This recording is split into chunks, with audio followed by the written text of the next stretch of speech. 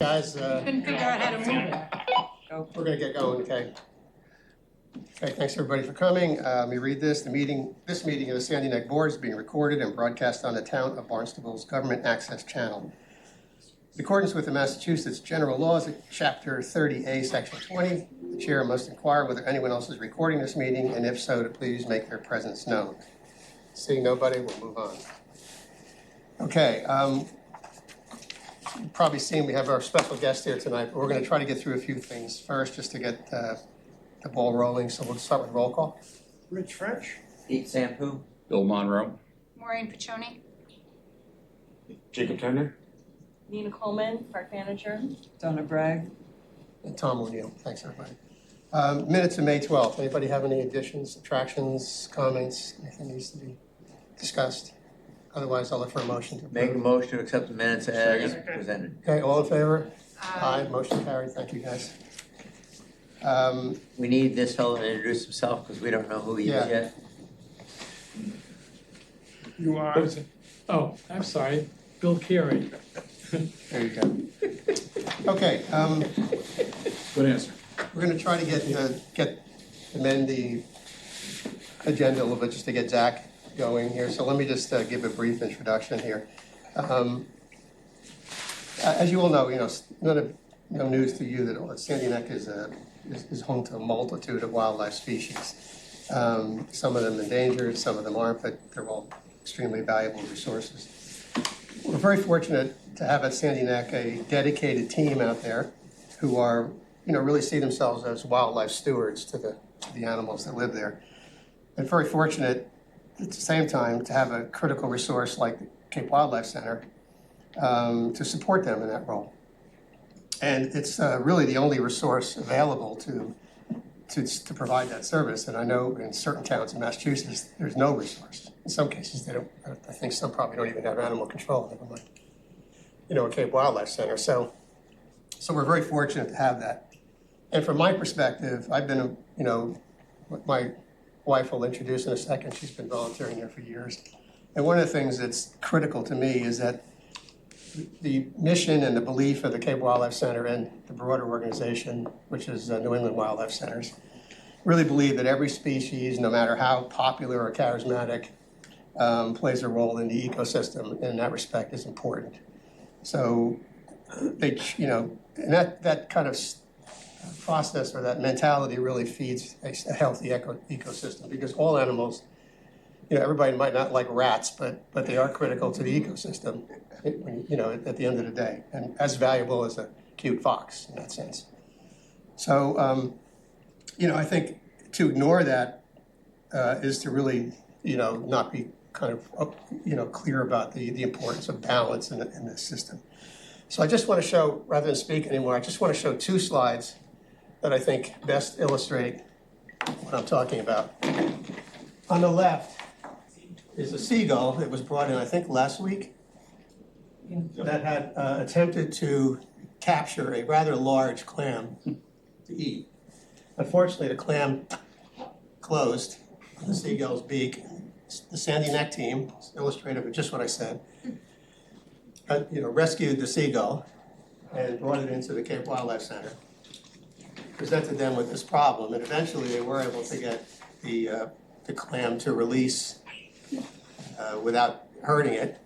And you can't really see it, but then they went back to Sandy Neck. On the right slide, you can barely see in the background the seagull swimming happily away, and there's the clam. And I thought that picture summed up in 1,000 words in one picture of what I'm describing in terms of how these guys at the CWC think in terms of the animals. So with that, I'm going to introduce our speaker. One speaker. Zach Mertz, who's standing back there, is the Chief Executive Officer of New England Wildlife Centers. In this role, Zach's responsible for operations, education, research, curriculum development, fundraising, and wildlife care. And he holds a Master's of Science from UMass Boston with a concentration in hydrology. He's also a board member of the and chair of the Land and Wildlife Committee at Arenda Wildlife Trust, and also a board member of the Wildlife Rehabilitators Association of Massachusetts. He also plays a key role in the Cape Cod Rabies Task Force, the Cape Cod Wildlife Cooperative, and spent a lot of time in the last year or so working on the bird flu issue across the Cape, really the only resource that was able to provide support to the Cape in that matter. The other person here is my lovely wife, Margie, who is spent a lot of her early life as an EMT and volunteering as an EMT in New Jersey, taking care of humans, and she's transitioned now to animals. So, excuse me. So she volunteers, how many years now? 10 years? At the Cape Wildlife Center. She's one of a few, what they call the apostles, that there's like 12 volunteers. Where she spends a lot of time mainly focused on feeding the animals and caring for them. I will decide which one of you is going to introduce our special guest, but over to you guys, or to Zach. That's great. Thanks, Tom. Where would you like us to? Yeah, you guys can sit down at the end there. That's Oh, fine. perfect. That's great. I think all you're going to have to do is tell Donna when to change the slide, or Nina, or whoever. Yeah. All right. Thanks. I'll probably sit. I just figure I guess. Might as well just give you the reason everybody should be excited tonight. Oh my God. This is. It is real, by the way. It's not battery powered. I can put it on for you. That. We're just gonna buckle low-key in really quick. Yeah, make sure, because that door has to stay open. Open meeting laws and all, yeah. Gotta keep her in. There you go, Margie. Good call. Awesome.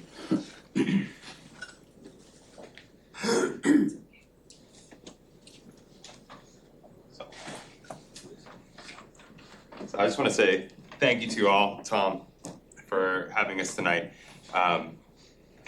We love the town of Barnstable, and we absolutely love Sandy Neck. And so I just want to thank the board, everyone on DNR staff for all that you do to protect it, because truly wildlife on Cape Cod would not be what it is and would not have the diversity that it does without this critical habitat. So we're very grateful.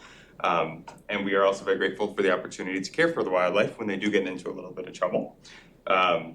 Before we jump in, I think, Margie, if you want to introduce Loki, this was a wild animal that got into a little bit of trouble, and give you her backstory. Loki just had her 6th birthday, just a couple weeks ago.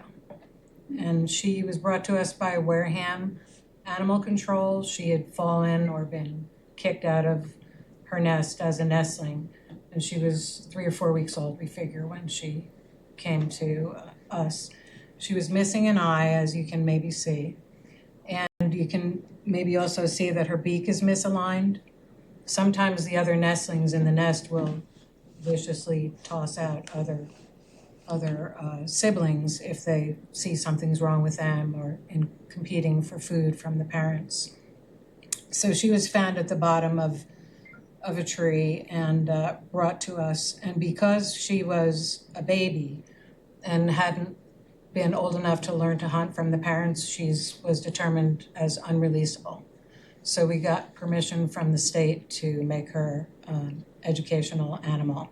And she's our first educational animal. And so she does a lot of school programs and things like this to help people understand about them. She's the 2nd smallest owl species in Massachusetts. And the females are a little bit bigger than the males. So she's around, I didn't check her weight recently, but around 200 grams she is-ish, maybe a little bigger. She was a little, not to be mean, she's a little chubby at like Little 700 portly, grams, I think, yeah. What's that in English measure? Well, half a pound they should weigh pretty much, but she's a little, she's a little more. And they average between 7 and 10 inches tall, and their wingspan can go up to 2 feet. And the other reason sometimes owls are kept as educational animals, if they have a wing issue that they can't fly silently, they're unable to catch prey.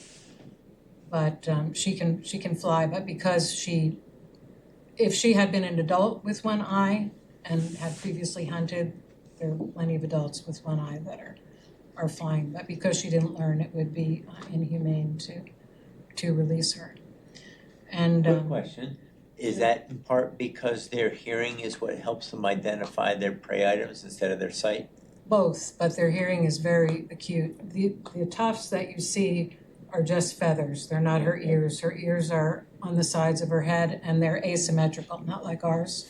So they're set up that they can really locate very acutely with their hearing under snow and everything else, any other obstructions like that. They live in wooded areas, not the real heavy woods where the bigger owls live because they're predators for little owls like this too, but near the water. And then they're nocturnal, although you do see them sometimes in the daytime, but at night they get on some lower branches and look and listen for their prey. They'll eat all the small rodents. They're carnivores, so they'll eat voles and moles and mice and small birds and worms and lizards, sometimes little turtles, things like that. I should mention she's a red morph. There's a gray and red morphs in color, and I think the red morphs are only about a third of the population are coloring, isn't it? And so she's very pretty, I think. And they normally would have stayed with the parents for 8 to 10 weeks. And so she's really learned more from us than from her parents at this point. She does go out for walks at the center where she's just taken out by hand like this and walked around, and she can flap her wings. And she has a lot of free flight time at the center too. We have Thor, who's a great horned owl who could eat her. He's a predator for her, so we don't let them out at the same time. But he'll be out for a couple of hours, and then he'll be put away, and then Loki will come out for a couple of hours. She'll sit with us sometimes when we have lunch, or sit up on the fireplace mantle. We have should have brought a picture of that. We have a fireplace mantle in our main reception area that has a lot of stuffed owls on it, and she sits there. Oh my God. And people walk in, all of a sudden they're, whoa, because she'll move. They think she's just a stuffed animal. She's so cute. We feed her mainly mice, and the great horned as well. And they will regurgitate most of the mouse, other than the actual interior of the bones and feathers and fur that they eat. Will regurgitate into a little pellet once or twice a day. And she's pretty healthy. She gets eye drops in her remaining eye, and she has to have her asymmetrical beak trimmed up occasionally because it doesn't necessarily line up top and bottom very well with whatever happened to her or however she was born. Excuse me, I know it would be different in the wild versus captivity, but what's kind of the lifespan of? She could live 20 years in captivity and 7 to 10 years in the wild as an adult. But if she was a baby, a lot more of those don't last that long. How old is she now? 6. She just turned 6. How do you determine that, her age? But we've had her since Yeah. she was a tiny little Oh. fluff ball when Yeah. she came in. But generally you can tell a little bit by the porphyrin in their wings if you look at it under black light, but it's a bit of an exact science. And the sex, I didn't mention, the sex, when we got her, we had no idea whether she was a he or a she, and we were calling her a he, but you can only tell the sex by blood work. And her blood was sent out, and we had a gender reveal party about 6 months after we got her, and she's a girl. So cute. The best thing is that I can bring her to meetings for another 14 years. That's right, yeah, absolutely. What was the species again? She's an eastern screech owl. Oh, it's a screech owl. Yeah. And where they live in the wild, they live in cavities in trees, whether they're natural cavities or cavities made by woodpeckers, usually the bigger woodpeckers like the northern flickers and the pileated woodpeckers. The downies have too small a hole for them. But they also will live in nest boxes. So if you're at all interested in putting nest boxes around your property, if you have a good area, they take very well to them. They don't make a nest in there, they just lay their eggs on the debris that's already in the nest box. And gestation is around a month, a little before 30 days or a little after 30 days. And they do mostly mate for life. One more question. You said that she got flight time along with the great horn.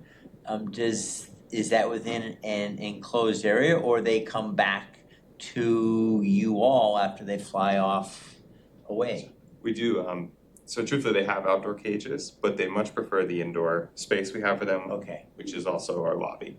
And so they'll get some exercise here and there, and we've tried her in an outdoor cage, but because of her vision impairments, she Yes. doesn't, she likes an area she knows really well. And so whatever gets her to exercise, we figured we'd go with, and So Yep.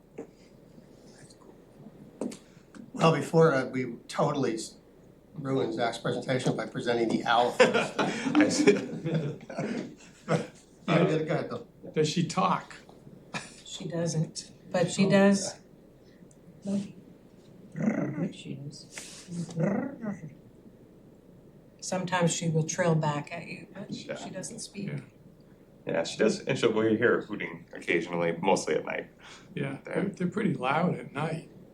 Yeah, she never learned that like distinctive whistle you'd hear in your backyard, but she has her own sort of language that she'll vocalize in. Anyway, thank you. That's what I get for introducing Loki first, because it's always the most interesting part. Yeah, we're done, yeah. Yeah. And so quickly, I just want to run you through. I have the fortune of knowing most of you. For those of you I don't, my name is Zach Mertz, as Tom introduced. It's a pleasure to meet you. Tonight, we're just kind of run through what the Cape Wildlife Center is, what the New England Wildlife Centers are, and then kind of drill down on the statistics of the types of animals we get from Sandy Neck, the species distribution, the types of injuries they're getting, and some of the partnerships and rescues we've done over the years, working with all the staff there. So the New England Wildlife Centers, we are a nonprofit first and foremost, and we run two hospitals. We run one here in Barnstable called the Birdsey Cape Wildlife Center, and we run one up in Weymouth called the New England Wildlife Center. And so we'll show you the distribution in a second, but our main mission, it sounds a little hokey, but it has always served us well, and it's sort of our mantra is kindness to people and kindness to animals, right? Because no animal shows up without a person attached to it. And it's great that we can do the work that we do within our walls, but if you want a real impact, much like you guys do at Sandy Neck, it's not just about the work, it's about educating the public so that they can take those lessons and educate their family and friends. And so we believe in being nice to both the animals and the people. And what that looks like for us, we're about 40 years old. The mission is really spread. We do free veterinary care for wildlife. We also launched a community rescue service during COVID, do a lot of education, a lot of research, do exotics veterinary care for other nonprofits. So we are the primary vet for Mass Audubon across the state, Museum of Science in Boston, institutions like that where we can provide low-cost vet care. Next slide, if you don't mind. Thank you. To cover this, I just thought I'd show you some cool pictures. This was an eagle not too far from here, snapping turtle, and a fox. You can go on to the next one. And these are our two locations. So I'm sure many of you have been to the Cape Branch, which is the Birdsey Cape Wildlife Center. We are right here on 6A, right outside of Barnstable Village. The brief history was, used to be run by the Humane Society of the United States, and about 2017, they decided that they could no longer afford to fund it, or there was no appetite to fund it. The community here is amazing. I was not part of the Cape at that point, but there was a huge movement and effort to keep it open from folks like Margie and many other dedicated folks that really raised sort of the flags and said, listen, this is a resource that the Cape needs, it's a resource that Barnstable needs, and if you lose it, it's gonna be really hard to open another one. And through partnerships and a lot of hard work, we were able to convince them to donate the property, and we fundraised in the meantime to get an operation going. That first year, we said if we could treat, 200 to 400 patients, that was gonna be a huge win for us. I think we did just about 2,000 in the first year. And they said at that point, well, it seems like you got this, we'll see you later. And that's where we were about 8 years ago. And it's grown since. So you can go to the next one. This is us, and the reason I show this, y'all know where Weymouth and Barnstable are, but we span about 60 miles, and we're very coastal, right? So we see everything from, we interact with pretty much every town or city in the state at least once a year, but obviously we're really heavily concentrated here in Barnstable, and this is where the majority of our patients come from, and a lot of seabirds, coastal species, things like that. So you can jump to the next one. So in a given year, whatever you're gonna find wild in your backyard is what we're gonna see in our hospitals. Last year was almost 220 different species, if you can believe it. So, we always joke with our dog and cat vet friends that you guys get really good at 2 species, but when you're seeing 200, you literally never know what's gonna walk through the door. And likewise, you're never gonna be an expert in 220 different species. You're gonna know a little bit about a lot of different things. So we're always learning on the job, and that's one of the things we love the most. And so of those 220 species, I pulled the chart. This is specifically for Barnstable County.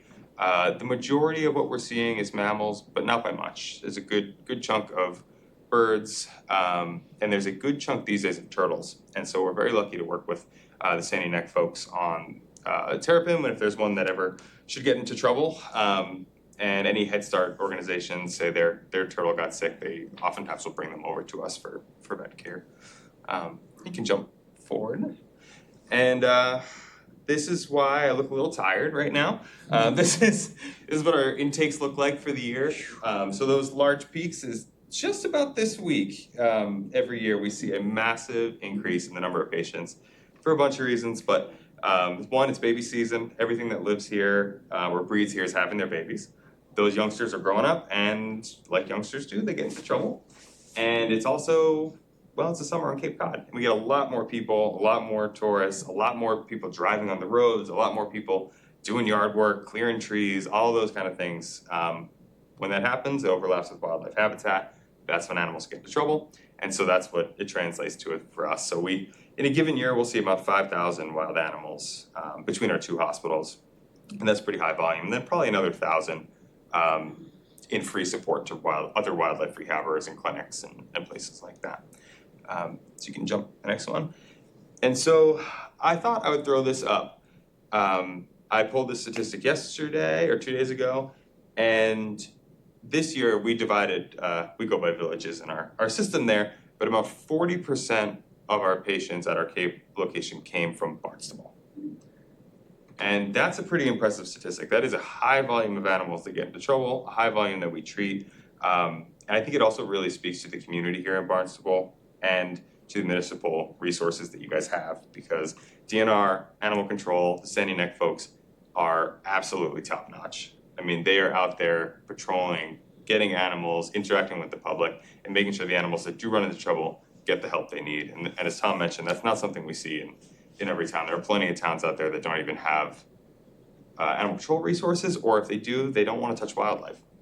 And so it just means a lot for us to get to work in a community like this. And it also, just to be totally honest, it's a ton of resources, right? You figure our average patient stay is about 30 days, and that can go anywhere from 2 days if it's a quick turnover like a seabird, up to over a year for turtle surgeries we do.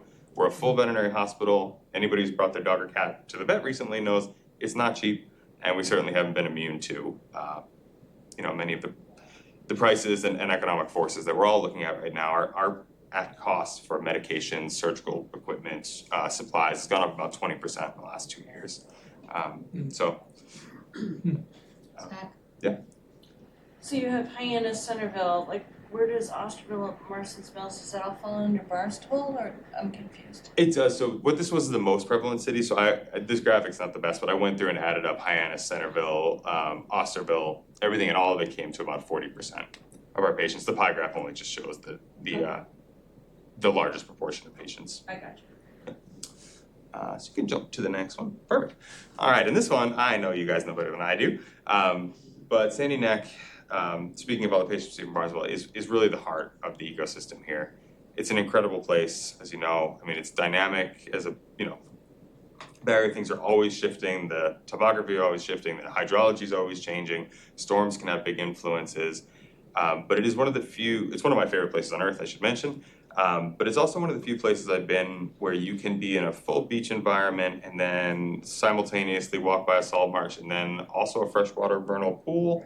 It also has some woodlands. I mean, it's incredibly diverse, and I think that reflects in the type of animals that either live there year-round or stop over when they're migrating.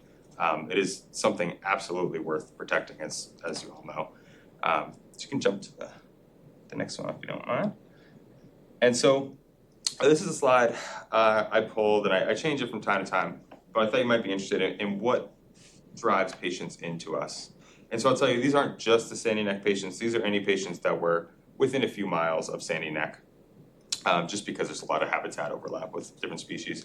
But in general, this time of year, we're seeing a lot of orphans, right? And that can be either true orphanings, meaning mom or dad is gone, hit by a car, something like that.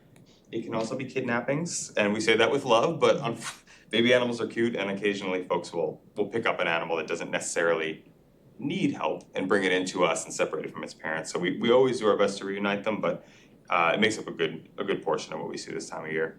The other one is collision is a big one. Thankfully, you guys are well protected down there, but on 6A, every single day, I'd say in the summer, we probably get at least one car strike coming from there, and then from towns and cities all over the state, really. You see a fair amount of illness, especially these days. Bird flu has been a really hard issue for us to grapple with, both because of the human safety aspect and the isolation aspect. We used to be able to, take 10 or so birds like Loki in a day, and they could share an airspace, they could share a room as long as they had their own cages and got their own care. When bird flu hit, it hit hard, it ranged for a bunch of different species, and what that meant for us was not only we're in full PPE, but every single bird that comes in has to have its own room with its own airspace until it tests negative for bird flu, and then we can combine it with other birds. And so you can imagine that is a huge bite into the resources and volume that you can do. So we quickly sort of converted our hospital to do the best that we can. Do you get any support from the state or anyone else on something like that, which is not really a Cape Wildlife Center problem? I mean, you're jumping out of your normal day shoes and, providing that kind of broader support. I mean, does anybody help you with that? Not as of yet. We're very, very lucky for the support we get, but bird flu, when it hit, again, it hit hard. We were one of the few resources that were set up and trained to help with this problem. And we were also able to partner with Barnstable County Department of Health. And so we started something called bird flu office hours when some branches of the federal government weren't allowed to communicate with each other anymore. We found a way to create a forum that you could bring laboratory experts and wildlife experts and biologists and public health folks together into a community. But the short answer is no. We've probably put about $50,000 into the response since December of this year, and it was the right thing to do. It was an essential thing to do because it really was the only way we were getting a lot of testing results for Barnstable County. But it's something we've done at our own expense. What about the oiled bird response too? And the oil spill response, we also we're I think the only organization in the state, other than IFAW, that is licensed and able to respond to oiled wildlife. And so we've designed a program with the Department of Environmental Protection, and the first grant we got was actually in partnership with Yarmouth Natural Resources, and we're on the third year. And so it provides free training to first responders on how to take care of oiled wildlife. And so really excited about it. We're hopefully renewing the grant, but it will bring a bunch more trainings to Barnstable. So folks down here can practice with us. We can run through simulations. God forbid there was another oil spill like the Bouchard spill. Not only would they be trained in containment and stuff like they do, we'd also have a ready team and equipment and a facility to respond when needed. When animals, birds are blown, onto Cape Cod and you guys rescue them, what category does that fall under? Well, this is actually, if you could jump to the next slide, it's almost like we spoke before this. When we get a nor'easter here in Massachusetts, we do get a fair amount of seabirds, especially, winter time. They're the ones that, I don't know, they might be crazy, but they think Massachusetts is a nice place to spend the winter. And so they're usually coming from farther north. They'll come down, seek safe harbor, sort of in Cape Cod Bay or other protected places. You get a nor'easter where it's pushing up and inland, and it can be disastrous if you have, say, a whole raft of gannets or dovekies or something like that. They're considered migratory birds, but if they land on a Massachusetts shoreline, they're considered within the realm of the state of Massachusetts. So we do everything we can to help them. And this was a particularly memorable storm, I think, for some of the folks sitting at the table as well. This one, we called it the gannet maker, because I think, we took in 53 gannets from you guys in one day, I think, or 2 days. Crazy. Yeah. And so if you jump to the next slide, that's Karen, by the way, she's losing her mind there, if you can tell. There's the team. Man, so after this storm, the beach was just riddled with gannets. These are large seabirds, diving birds. That wanna kill you. And angry birds. Rightly so, they're angry. I can understand why. They're incredible swimmers, incredible divers. They cannot walk on land very well. And so you get a bird like this that's beached, it gets rolled in the surf, it ends up on the beach. It really can't just stand up and put itself back. You have to take it in because you can see how sandy and dirty those gannets are. Their waterproofing has been broken by sand and grit and oil in the oils and stuff. And so generally, if they do well, it's a quick turnaround. We can kind of let them swim in the pool, wash off, and return them. Most of them got back out.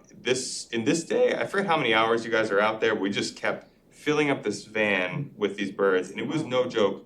I think I still have hearing damage from driving in this van with, probably 20 at a time of these birds. They're incredibly loud. Screaming. They're awesome. And we were also, by the second day, going through 100 pounds of fish every single day just to keep these birds fed. And it was, if you guys remember, this was, I forget what year it was, 2019, 2020, something like that? It was before COVID. Yeah, so probably 2019. If you guys remember, there was also a significant power outage in Barnstable at that time. And so we had these birds, we were in the dark, running on generators. The saving grace was that everybody's freezer went out. And so people were showing up in droves because their salmon fillets had expired, or their shrimp, or their swordfish had expired. And so they were just bringing it to us, and we were able to turn that around and feed it to the birds. And that's, when we talk about Barnstable being a good community, I mean, that's a perfect example of why we love working here so much. We took a bunch of them out on our boat out, because we were at our boat in Hyannis Harbor, and we took a bunch of them out to pretty much the middle of Nantucket Sound to release them, and they were, boy, you didn't want to get any, but they were nasty. Yeah. Now they were rehabbed, they were not happy. Yeah, that was Sean almost lost his. We had a snow goose that blew into our backyard. Oh, really? Which is a marshy area. And I don't know if it was you or not. This was quite a few years ago. Somebody from your center came over, and really it was a wrestling match. I mean, snow goose is huge. It's as big or bigger than a swan. Wow. And so you guys were able to save them. It was pretty awesome. impressive. Yeah. Yeah, we don't get too many of those down here. That's Yeah. pretty cool. And we do, I will say those storms, they're like some of the birds, if they work their way up the coast, they get caught in the low pressure depression in the middle of the storm. And you'll get oddball birds like that, that just sort of, look around and see rough weather to either side of them, and they just gotta ride the depression up. And so, we'll get wood storks, snow geese, all sorts of, we had to. Sand crane, we had Yeah, the sandhill 5 crane. or 6 years ago, yeah, Yep. sandhill crane. And we haven't seen the flamingo yet, we're still looking. So you can jump to the next one. I think we mentioned, when the organization started, it was never supposed to be a veterinary hospital that does education. It was an educational center that did veterinary care. And so that is really how we've operated. And what that means for us is no matter what we're doing, there's always a student with us. We're in the Barnstable schools, they come over for field trips. Part of the way we're funded is we work inner city Boston, we get grants to bring education programs. So all told, we'll be in about 150 classrooms this year, and about 10,000 students throughout the year will have some sort of educational programming from us. And that's where it starts. If you can start with the young kids, I know that's how I got turned on to it as a young kid. And then truly in the wildlife fields, if you're going to vet school or becoming a biologist, there really isn't a lot of hands-on training. You have to come spend time at a wildlife center. Like, you can't major in wildlife in veterinary school. It's really the only way to do it. So we do our best to open our doors. Jump to the next one. I think we're almost. And I think that'll wrap it up. so thank you guys for your time and for allowing Loki and Margie and I to come and speak with you. Clap, will it scare Loki? No, it should be okay. Staring at me. Any questions? Tell us a little about your funding. Yeah, Bulk absolutely. of your So, between the two hospitals, it takes about just under $3 million to keep us going. We are totally donation funded. The bulk of it is grants. We do some fee for service work, like through our exotics practice. Probably the more shocking statistic, and this is not a dig at anyone, but it does put into perspective, 0.5% of our funding comes from the people that bring us animals. And it's a strikingly low number. It's something we've been working on forever, trying to get more engagement. The truth is, we never want to be exclusive to who can bring us wildlife. We're a public service. But truthfully, we don't get any town funding right now. We occasionally get a little bit of money from the state, and we've been fighting for an earmark for 20 years. And so this year, it's been a slog, as with everybody. There are a lot of compelling human causes, and we're not immune to the uncertainty just because people are maybe being a little tighter with their donations. Do you save all animals or attempt to save all animals? We do, as long as they're wild, and we get this question a lot, and people do it differently, like say you take care of swans, why are you doing that? Or you take care of sparrows, why are you doing that? Over the years, we've gone back and forth. We've always come down on, we're there as a veterinary resource to educate people and to teach the students. It's not our job necessarily to influence the ecology, right? And especially where most of our invasive species have been here for over 100 years or so. Like you think about swans, they've been here for quite a while.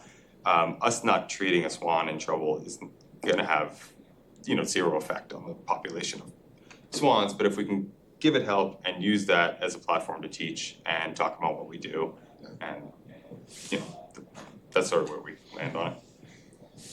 Yeah, that's what I was saying earlier about, not making decisions about what's treating the cute fox, but not the rat, it's just, they're both animals, they both have a place in the ecology, and neither one is more valuable than the other. It's only in your mind that it's more valuable, because you like it, it's cute or whatever. So Yeah, exactly, and I will it's say, literally more important.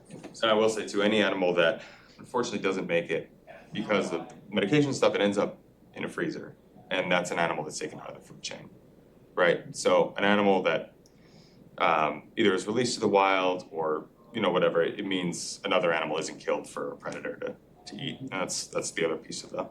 And also animals that can't be saved, we are able to humanely euthanize them if people bring them in. So they're not suffering out on the side of the road or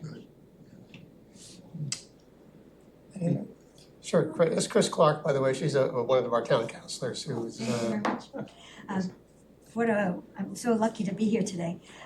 What is the prevalence of bird flu on the Cape? It has waxed and waned.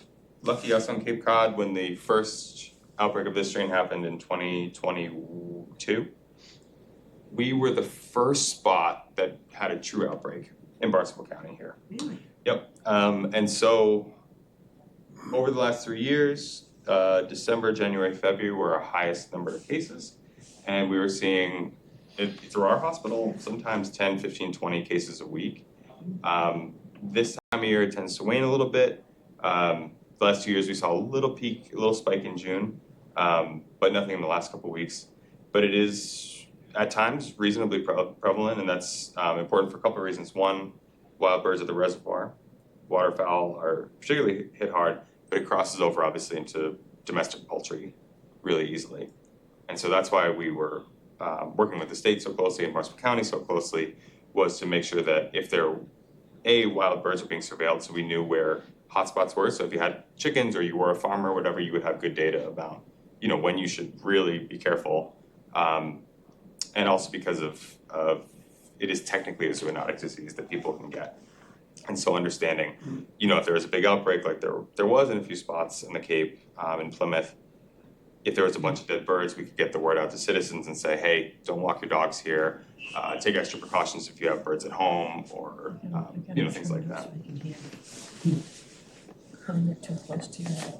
Any other questions from the public too, if you guys have any questions, feel free to jump in. Rich, sorry, Rich. So, you don't get a lot of funding, and you have a bunch of folks that are watching you tonight, we hope, okay? Where would they send donations so that you could continue on the good work you do? Rich, thank you very much for that question. And for anyone who's watching and would like to support, CapeWildlifeCenter.com is a great spot. It's got all the info about us, and it's got a link you can make a donation. You can also come see us. We're at 4011 Main Street in Barnstable, and we'd love to say hi to a neighbor. Oh, I'm sorry. Yes, forgot about you. It's I'm a also in Washington, I Barnstable, apologize. Richard. Next to the world's smallest post office, right there. No, the world's smallest post office is in Craigville over here. Oh, is it? I haven't seen that one. It's only seasonal. That's why. Volunteer opportunities, we do at Sandy Neck. We have a lot of our town of Barnstable scouts tend to do their Eagle level service projects. I know that you had a young lady, Kaylee, that led a project over with you guys because my granddaughter is in that group and she was over there for a couple of days. Yes. But so you have volunteer opportunities for young people that are looking for community service. We sure do. And actually this month we're launching a new idea where we're having sort of open volunteer days once a month. So folks of any age can come. It's mostly working on helping us get projects done, cage maintenance, that kind of stuff, but they can come in for the afternoon and help. And then definitely Eagle Scouts, Boy and Girl Scout troops. And then folks who want to volunteer regularly like Margie, you can reach out to the website. We'll get you in. But they volunteered and they rehabbed a fisher cage for us, a fisher and fox cage. And it came out amazing. And we're going to post the video of the fishers enjoying their hard work later today. It came out really good. You have 6 of them now, Margie was telling me? 3. I think Three. Okay, 3. 3 and soon to be 4, I think, yeah. That's a lot of fish. Orphans, they came in as orphans, right? Yes. Fishers, yeah. What about donations of materials or things that the community might have that you could use? You know, if they couldn't make a cash donation, maybe they had a certain type of supply. Absolutely. Things that you can use. I years ago we had at the scout camp, which I helped to take care of, we had a lot of the mooring line that was given to us from Woods Hole after you pull up a submersible. Once you can't use it again to pull up the $3 million thing, so they need to get rid of it. So we were getting some of that, and I know we had taken some of that over there for, I'm not sure what the use was. Bird rests, I believe, perhaps, or what have you. Yeah, we can wrap purchases in it, absolutely. There's a wish, we call it a wish list on our website, and it does list the types of supplies we can use. And if you got something, please feel free to call any day. We'll go over it. And then the last thing I'll say is we are very good at wildlife. We're not electricians or plumbers or carpenters. So if there's anyone out there with labor and they would like to donate it in kind to help us keep our beautiful but older facility going, we'd love to talk to you as well. Also, I know years ago, you used to have classes or talks, evening, talks during the summertime, once a week. And that I had attended a few of those, and those were really excellent. Thank you. Like you had a night on fisher cats, which I thought was fascinating. And, it was very interesting listening to those talks, but you're not doing that any longer. We don't do the regular, No. mostly because we've partnered with a lot of other agencies to go out and do it, but I think we're planning on doing at least one this fall coming up, and bringing in a special guest speaker. So the best place, so if you follow our Facebook, we talk about all the places we'll be or people we're doing talks with. And Also our open house that we do. And our holiday open house, every December. Well, excuse me, sorry, I'm losing my voice. It always happens when I see Al, it must be an allergy or something. Anyway, I just really want to thank you so much and Margie for coming today. But, it's just an amazing resource we have on Cape Cod and led by pretty amazing guy, and the rest of his team, most of whom I've gotten to know over the years, but we're lucky to have them. And hopefully the public, if there's any public listening, will take this opportunity to help out, in any way they can, whether it's work in kind or materials, or we've covered all of it, or just dropping off gold bars. That works. They need the help. It's I can't even, one of my worst nightmares is if I was an employee somewhere, would be having to raise money for my business every year, from the public. It's just grueling work. It's really tough. I spent 6 or 7 years on a board of a nonprofit here in, Hope Health, which was a nonprofit hospice company. Yeah. And, the issue we spent a lot of our time talking about on the board was raising money. And it's brutally difficult. And I think particularly when things get tough, the money starts to go more to humans than animals. It's just the way it is. So any public that are listening, please feel free to pitch in with whatever you can do to help this organization. They're a real treasure. So thanks again, you guys. You're happy to stay, or if you want to get going, it's up to you. We have probably another half an hour to go here. So. Thank you. Yeah, thank you all. I actually have class tonight in school as well, so I Yeah. can't run. But yeah, appreciate the opportunity. Thanks so Thank you much, so guys. much. Thank you. She's been staring at me. Loki's still awake? Loki's staring at Margie. I can't believe she hasn't moved. Pretty little teacher. That's such a cool. This is the second time I've had this. That's right. Yeah. You said they spent 3 days trying to get this. This just to me summarizes the whole Cape Cod lifestyle and you guys. I don't like that. Determination to get the Enjoy the out time. Let me out of here, she says. And the body. It was actually so. The last time we did the clam. The clam I know what you were thinking. Actually, we've done 3 5 because down. it was, you guys. Sorry. Let's get a clam off of We a tried seagull. and then you took the clam. You said, no, we're not taking it. Right at the access trail, remember? And we just let it go and it flew off and. He sticks a clam in the spot. That was my thought, that clam would make a nice chowder, but Fox in the hen house. Well, I'm a predator. Good thing I eat that seagull. Okay, we gotta. No, I don't think we it means, I don't think it means too good. A lot of things. Everybody wants us together. It seems to be okay. She didn't bite me. Back to follow. She forgives me. Good job. Yes. Really? Is that She true? is probably a little bigger than the average. She get a lot of food. That's interesting. Yeah. Whatever You're gonna garbage, hang out they right will away. find. Yeah, right, 'cause I brought her here. I can say it. Yeah, no choice. Have you tried it before? Thank you, Caitlin. Not Thanks so much, intentionally. Maggie. Whose jacket is this? Take care. Okay, I want to make sure you didn't. Okay, Yeah, where were we? I hope you found that enjoyable. I know I have one other suggestion for a speaker from Maureen, and if I have to, I'm gonna force each of you to come up. You guys are well connected. What I'd like to do is get a slate of speakers, maybe 5 or 6 that we have, and then we can schedule them, because sometimes it's difficult with their schedules and stuff, but I'd like to at least have a couple times a year at least, have a good speaker that comes in and talk about things that are not only educational for us. I suspect some of us learned something tonight.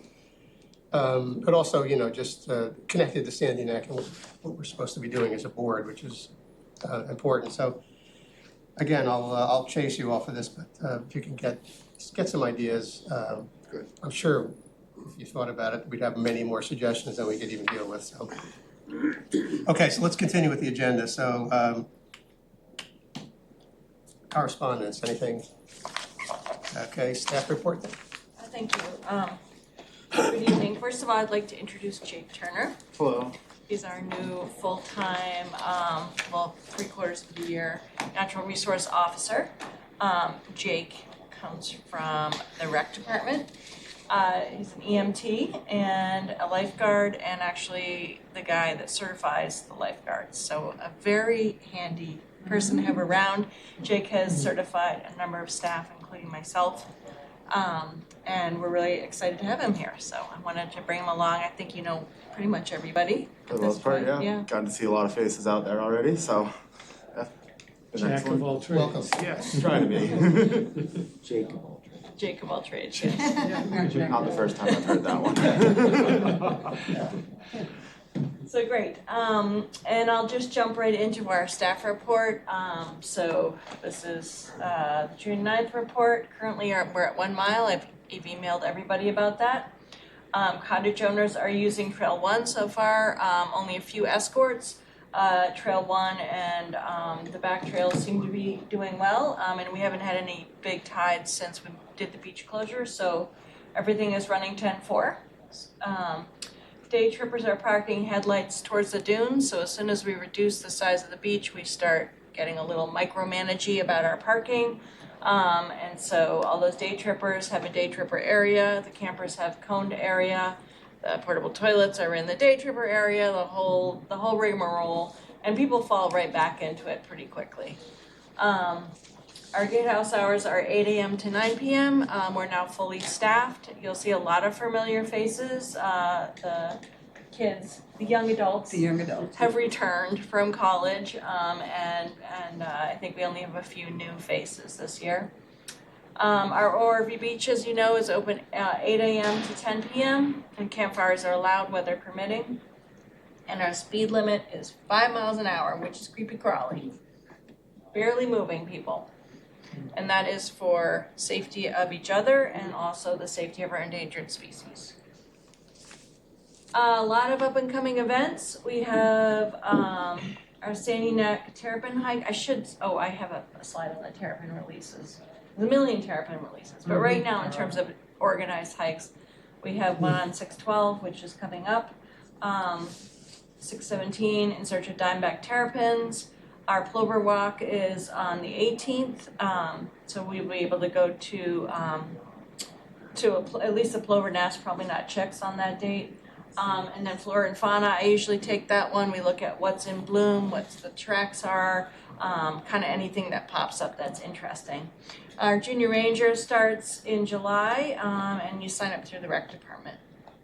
Do you happen to know if that's full? I do not. We haven't received usually when they're full, they send us a list of who we're getting, so. What's the age on that? 9 to 11. 9 to 12. 9 to 12. Every year about this time, like coming into the 4th of July, we do a lot of prep with our staff. Even returning staff needs to redo CPR, AED every year and stop the bleed. Those are kind of our 3 main every year reminders. We do that through the West Barnstable Fire Department. They're excellent. We do our police training, and again, people have been here, seasonal staff that's been here, we still do that with Lieutenant Riley. He's great. He talks about staff safety, assessing the scene, when to back off, how to present yourself. So the staff gets an opportunity to ask questions to the police department. It's also good, as we know, Officer Kelsey's interfacing with our staff. Lieutenant Riley is very friendly, very open, call us when you need us, and that relationship, particularly with the younger staff, is really important, so they're not intimidated to ask for help. We have a Barnstable Fire Department Cottage Colony Fire Drill, which is the last day of June, with the rain day, the first day of July, which is not great timing, but we're going to try to participate as best we can. And then we have weekly staff meetings, and that's for all the field staff. On Fridays we meet. You just walked by us when we were doing it the other day. So we all get together, we go around the room, talk about what the weekend looks like, what the tides look like, what the weather looks like, what our concerns are, and then we do scenarios. So we're always running through enforcement scenarios, putting our staff on the spot so that when they get into the real deal, it's not the first time that they've had to figure these things out, right? Carrying on with our Sandy Neck safety, which is our top priority. As I mentioned, Jake certified us for open water lifeguard rescue.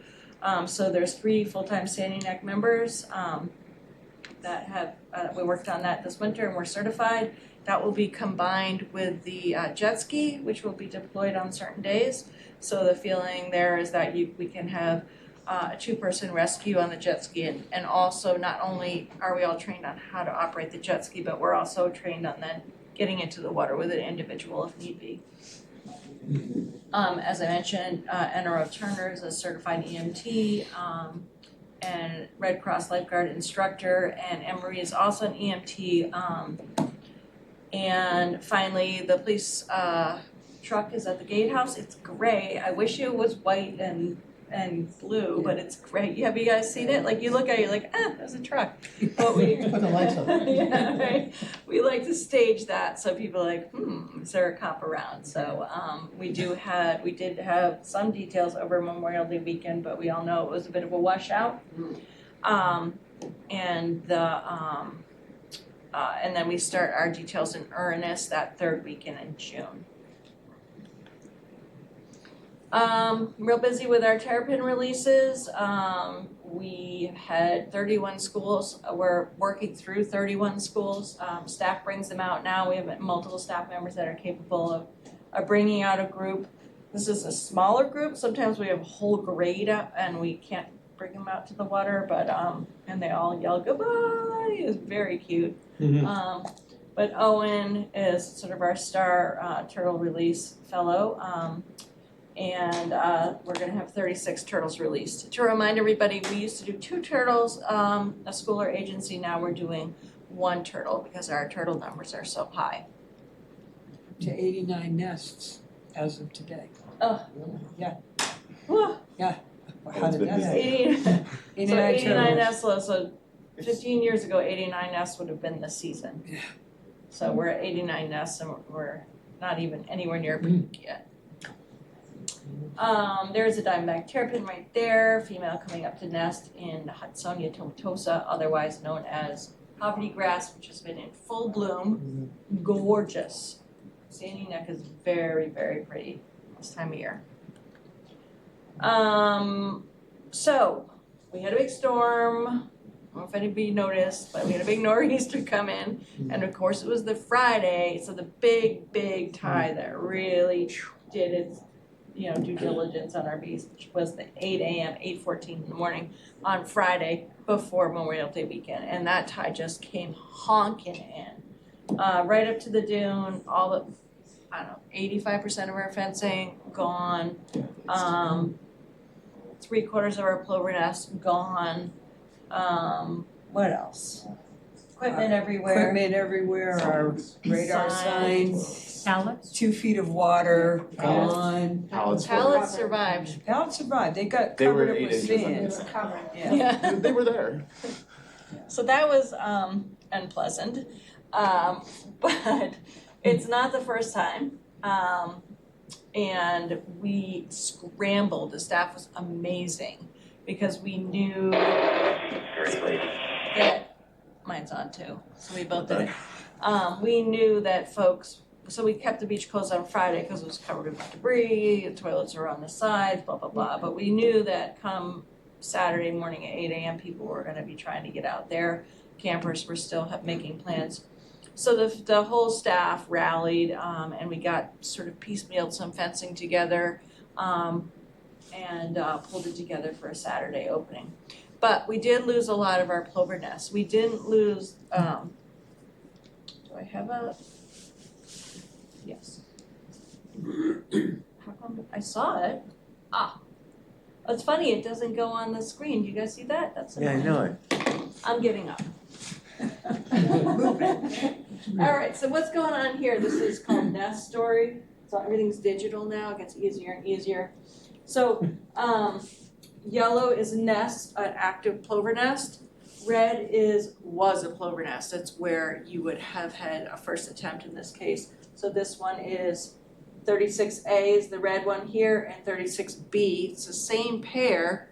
It was washed over by that storm, and then about 10 days later, you'll get a re-nest, all right? So, so this nest Lucky 27, did survive the storm. It was up in the grass. You can kind of imagine, that happens a lot. So instead of being at the toe of the dune where it was susceptible, it was kind of like halfway up.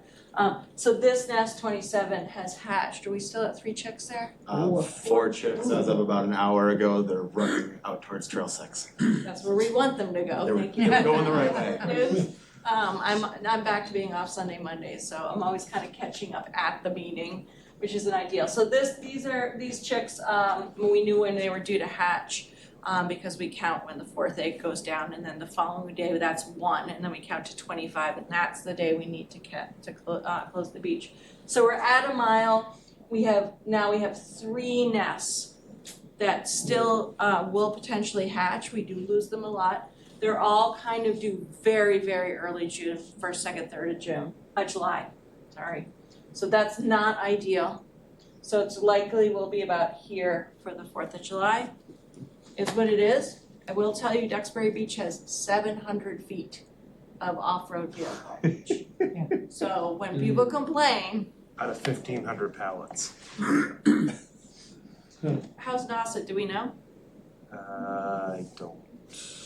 I meant could to- look it up. Right, so yeah, so Duxbury does a lot of what we do with the deterrence. They do a great job. They have a different scenario where we just historically haven't had birds in here, so it's much easier for us to deter birds in this area. So that's the outlook. Worst, it's gonna be a half a mile. Oftentimes, these birds will move that way and then we'll just sort of creep that line. Everybody knows that we play that game. But so far, so good. Fingers crossed, we haven't had a bird nest in that first section of beach. And that's thanks in part to, just an endless effort by staff. Every time you turn around, they're raking. People are like, what is wrong with you guys? Why are you raking again? You're just kicking up all this dust. But they're raking and raking, trying to that drag behind them. And pallets, hand raking and everything. All the seaweed comes in from these storms, and we're raking up the seaweed, like digging it out of the sand because it creates little bugs as it rots, and just anything that might attract a plover. So, I personally hiked all behind in these dunes. Like we have seen a bird now and then. So I personally hiked all up in here and I haven't seen anything. I think we're good. I can't make promises, it's nature. But a half a mile would still be very, very good. So that, I would love to answer your As question. of now, Nauset's open indefinitely. They The must whole have lost thing? everything. Nauset South. Oh, because they lost all their nests? They lost Yeah. everything. Yeah, because it was mostly out of the east, that wind. It could change, but as of 6/2, that was the last update. Great, that's great for them. Also, their road is kind of behind the beach though, really, so, right, so it's, Yeah. they're not, They'd have to You're not go out. really driving. Like the campers would have to be out on the beach. Great, super. So Nauset's doing well, Duxbury not so much. Chapin is always struggling. A lot of erosion there. Any other questions, Plover report? Let's How do. many plover nests Oh, did you great say question. altogether? So as of when I left on Saturday, it was 54 nests. Did we find any more? Kara found one, said So 55. 55 So you're gonna set pounds. another record. No, last year was 66 nests. So, Okay, you're not adding any more now. okay, we are still adding new ones, but I think we're probably starting to level off at this point. What's the tern colony look like? So the tern colony is setting up between Trail 2 and 4, which is a good spot. And then from Trail 5 down, it's just terns everywhere. A lot of common terns. We have oyster catchers this year. It's just like it's chaos past Trail 5. I have seen some terns in the air closer down here. I really don't want terns between 1 and 2. And I've seen them fishing, but I haven't seen them setting up. But they're funny. Like one day they're not there, and the next day there's like a whole ton of them. So they're very unpredictable. But yeah, so far so good. Any predation going on? Yeah, we've had quite a bit of coyote predation prior to the storm, particularly out, let's see, where's the worst of it? Sort of Trail 4 out, all the way out. It seems to me from the track, you know, a coyote's like one or two animals. It's just like track everywhere. So it seems like a family of like juvenile pups. And so we had quite a bit of predation. It's settled down, but you know, it can fire right back up, you know. Interesting. I think I might have, oh, that was the last slide, Okay, thanks, Nina. of course. Oh, a clap, I never get a clap. It's because you got up out of your seat. Okay, we'll try to go through the rest of the agenda quickly. Okay. Anything new on the project? What, maybe update on the bid Oh, situation? So the bids went out. I hadn't prepared for that, and I should have. So the bids went out, it's been closed. We haven't awarded it yet, but I will tell you that we got some good bids and we're even a little under, so we're in a really good place. We hope to award soon. Okay. And it's a local business, so if you wanna see the numbers, you can go online on the purchasing department's website and they actually have a little spreadsheet.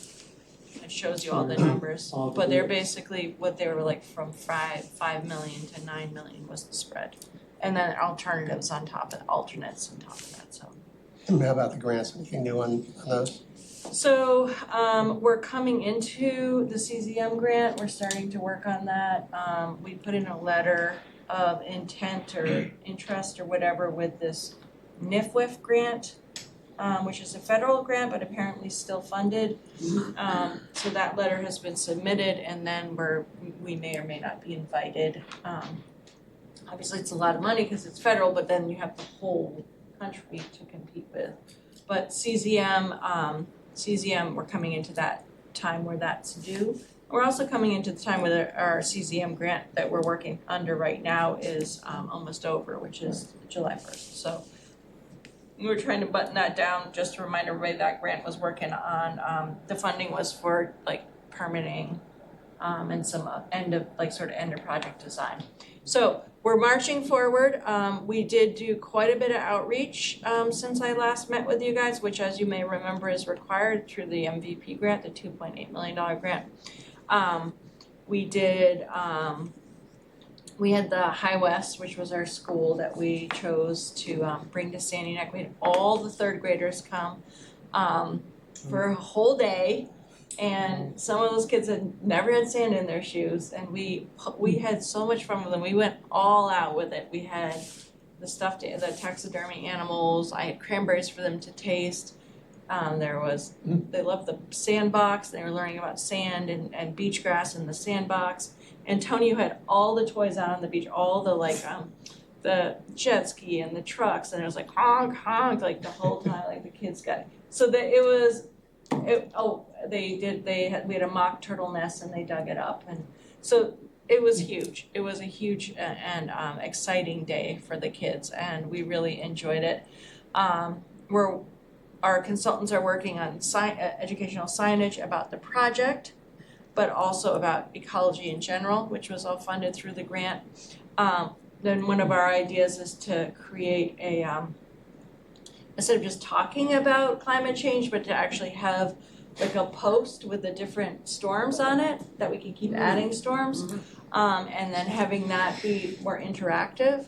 So that's all part of the grant. There was some curriculum about Head Start turtling or turtle life cycles that was developed that is transferable, as they say, which means it was designed for the grant, but now we can use it forever and ever in a bunch of different settings. And then I've talked at multiple places, including West Barnstable Civic Association. I taught at the college, the 4Cs. I'm presenting at the Nantucket Coastal Resiliency Conference tomorrow.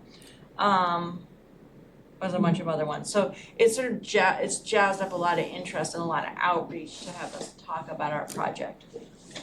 So that is all part of the grant, and we're keeping track of all that, and we send that back, all that information back to the grant provider, letting them know that we're fulfilling those requirements. So I'm excited about this project. I think it's really moving forward. I can't think of anything else specific, but if anybody had some specific questions, I'm sure. The plate thing, the license plate reader. Yeah, I mean, Oh I my think, God. I think it's, The license plate reader. The license plate reader is not about the grant, but we did get a license plate reader, Great. which is similar to the one at the transfer station. So it's connected to our permits. We used to do RFID, which was in the permit. Now it reads your plate, and when your plate isn't connected to a permit, it goes ding in the gatehouse. So we're very excited about that. It isn't fully deployed, but we're darn close. We're really close, and we got to beta test it yesterday, actually, in pitch black darkness. There's a license plate, it's like, thank you. So, yeah, it's really gonna be very, very helpful for safety purposes and enforcement. How about for data collection? Will it tell you which towns people are coming from and that sort We of already thing? have We already that, have yeah, that. we already have that, cause all the people, Will it do it for you though, kind of? You Should be assemble able to the easily data do so that. that, yeah, so Should you'll be know easy how for much it is to do. sandwich versus. in the parking lot. So we already have all that data, and we have it in a form that we can export it in Excel, and so we can do whatever you want with any of that stuff, yeah. I think though the kicker is how many times coming through the gatehouse are. Is that what you're asking? Sandwich, yes. Well, how many times? At the total population, what So, percentage? Yeah. so to be clear, this is only for off-road, this isn't for the public beach. Got it. The public beach, the gate attendants are actually doing the hash marks again, so that we can reassess the use of that compared to the other types of users. So this is just what they turn on to the access trail. Just a comment, I think this outreach that you're doing is really, really good. It's really cool, yeah. Yeah, it's probably fun for you to do that, but it's kind of part of our mission statement, isn't it? This whole science, aspect of bringing that to people's attention, I think is really excellent. To be fair, we've always done a lot of it. I think the difference here is that we're reaching out to a specific group. And so we were able to get, like we've been doing terrapins with so many schools, but we went out of our way to get a terrapin to the High West School. And that was extremely beneficial for those students. So it's more targeted. We've always had the taxidermy stuff. We've always done the terrapin stuff. And I think our natural resource department is amazing how much outreach they do. The talk that you gave at Cape Cod Community College, was that like to the general population there, or was it to an environmental class or Yeah. science class? Yeah, it was to a science class. I should say Anne Marie talked to Cape Tech. Cape Tech. So we have a sort of technical PowerPoint presentation that is already canned for these type of outreach. And so it's an opportunity to talk about like the climate change model where you're actually running through and seeing the change over time. And it was Gil Newton's class, so back a million years ago, and I'm talking a million years ago, I took his coastal ecology class and got interested in coastal ecology and went from there. And now, full circle, I go back and talk to his students. Yeah. Wow, Yeah, Gil Newton is a it's a legend. full circle. It's a full circle. okay, I just want to cover public outreach because we do have a sort of pending, Just before you move on, going back to what you said about the bids, and we can go on to that site at the town of Barnstable to look it up. So if you look at it and you see the list, here's the highest bidder, here's the lowest bidder. If you look it up and you see the lowest bidder, that isn't necessarily the person that's gonna get the awarding Yes, of it it, because is, they go through a vetting of some sort. no, though it's a lowest bid wins. They just have to, we then have to go and look at all their material, make sure they meet all their insurance requirements, et cetera. Okay. So that is the way the bid is set up. It's a little confusing because you have the bid and then you have these alternates, which I can't remember which ones are which off the top of my head. What do you mean by alternate? sure I follow. So we were concerned that it would be too much, so we pulled out pieces of the project. So one of the alternates is the overlook. So you grab the, you're like, yes, we want the overlook, we can afford that. Yeah. And I can't remember what the other alternate was. There's 3, Okay. so it's broken up a little bit. And you can see that in the bidding process. Yeah. So could you look at that and sort of be able to estimate which one is the likeliest? Absolutely. Okay, okay. Okay, public outreach, excuse me, I know we have a Eagle Scout project, Damien, I think, is looking to get on the calendar to talk about. He's talking to you, He's talking to myself and Anne Marie. something, he was going to Portugal or someplace or Right, whatever. so he wanted to get onto this agenda, but we had it pretty well jam-packed. Right. So I think, and he's going to Portugal. So we had, I had reached out to him to say, hey, can you come in July? He hasn't gotten back, so he's, Okay, when he gets back, as soon as he gets back, he's got his presentation ready, he knows what he wants to do, and then I will get him on board. I think something may have changed. I think that he might not be traveling. Oh, okay, well, I reached out to him, I haven't heard back from him, so. Okay, I'll jingle it a little bit. Jiggle a little, okay, good, thank you. okay, anything else, Bill, that you wanted to talk about in terms of public outreach? Fresh.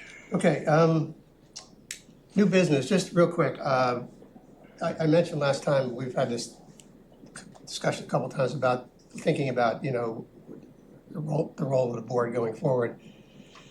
We could have been, as I said last month, we've been pretty immersed in this project as a board in a lot of different ways for the last 6 years.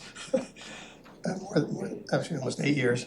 But I mean, we have to, as I said last time, we have to start thinking about, what's our mission for the future and as a board, and how do we continue to interact with the team that's running the operations of the town to continue to provide some value, in this role. So, and I think part of it, I was just thinking, as we're just having this educational discussion, I mean, part of it is even something as simple as connecting dots, like educational programs bring kids to the beach, but then you have the Cape Wildlife Center, who also has the capability to do educational stuff, maybe even bring that same group, for their next stage of their development, you bring them into this Cape Wildlife Center and actually let them get up close to some of the animals, maybe, or at least talk to the people who deal with them. So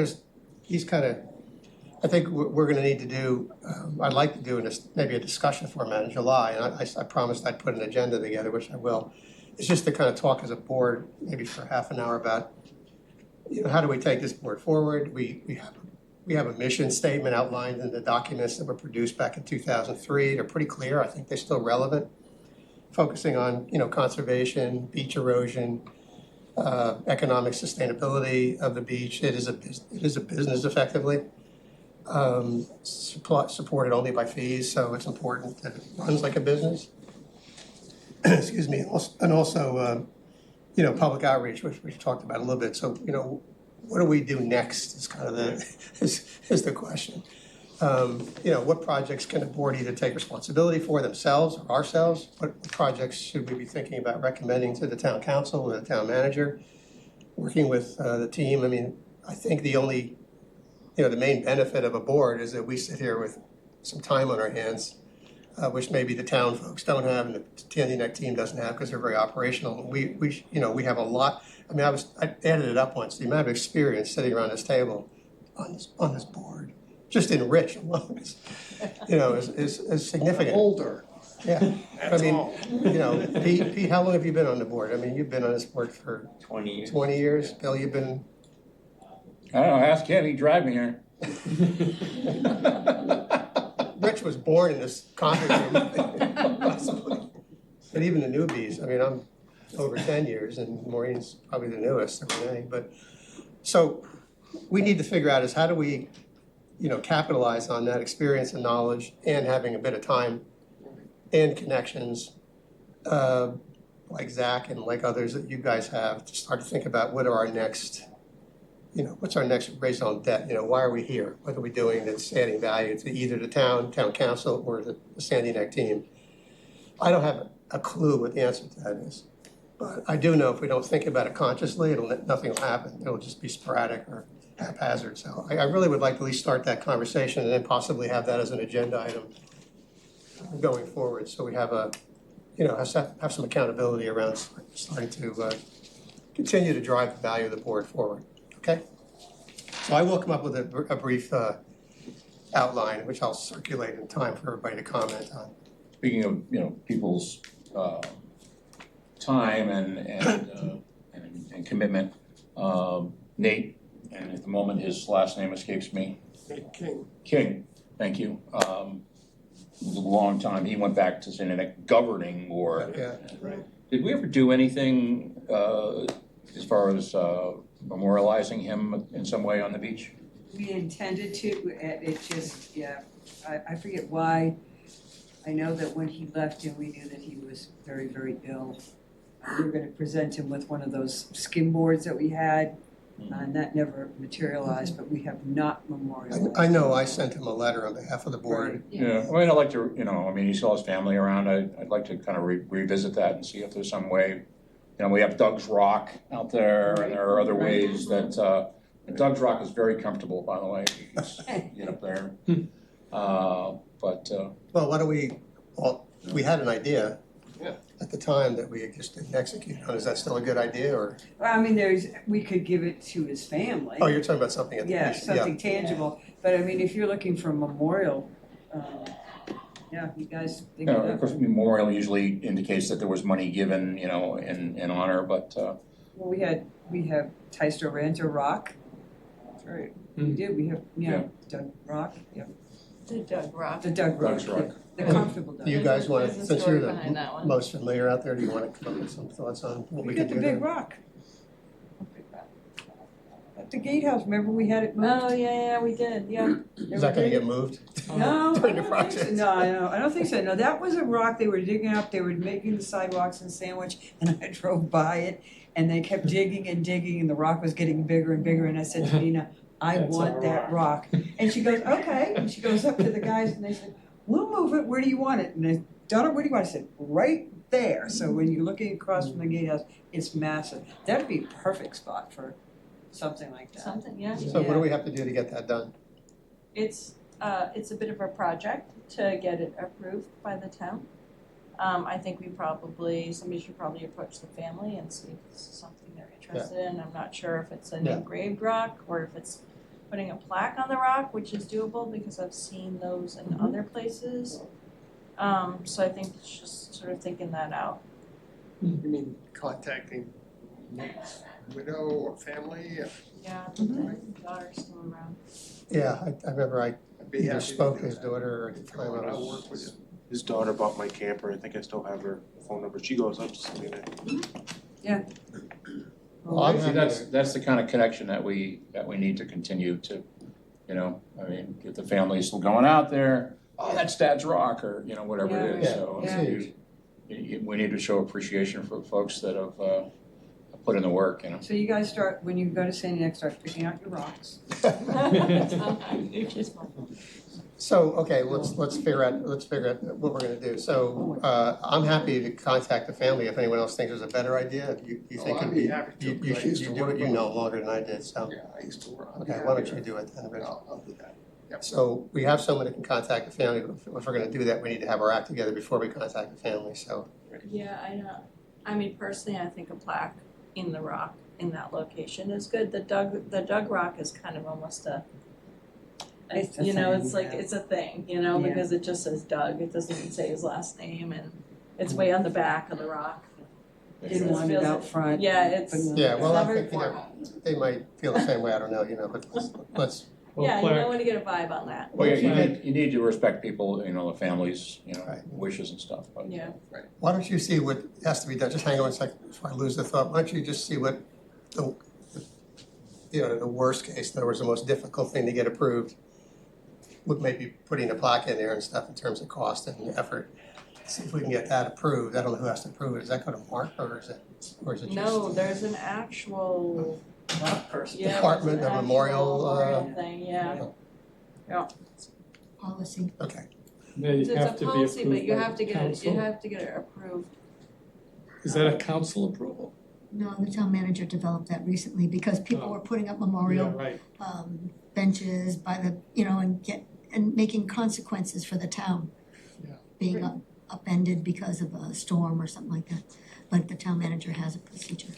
okay, so I think what we'll do is, Rich will wait until he hears from you guys about what Yeah. the art of the possible is, and then, I need a few months though, because we're coming into. yeah, I don't think there's a hurry. Right, sorry. I just think that keeping in mind if it's something that is sustainable and also repeatable, because I'm sure that there are other people that I'm not aware of that maybe have contributed, like Mr. King, that maybe in the future you would want to, bestow the same, Just keep putting them on that rock. well, that's No, what, I don't know, That but idea. I'm just Yeah. saying, Huge you know what I mean? rock. I think it's nice if it's, you know what I mean, someone gets a big huge rock and I'm getting a pebble out of the Yeah. front beach, I mean. No, that's a really good point. You can So just that's use all, that I would rock. see if You it's just keep something adding them? yeah, to the rock, You if just don't that's have to pick out your possible.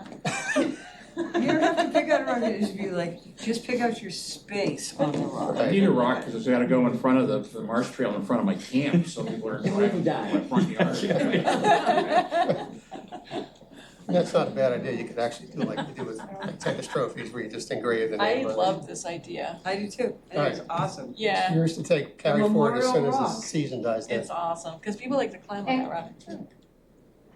Okay, so, where are we? So anyway, so if you guys will let us know, or just let Rich know when you're ready, then he can contact the family and we'll figure it out. No hurry.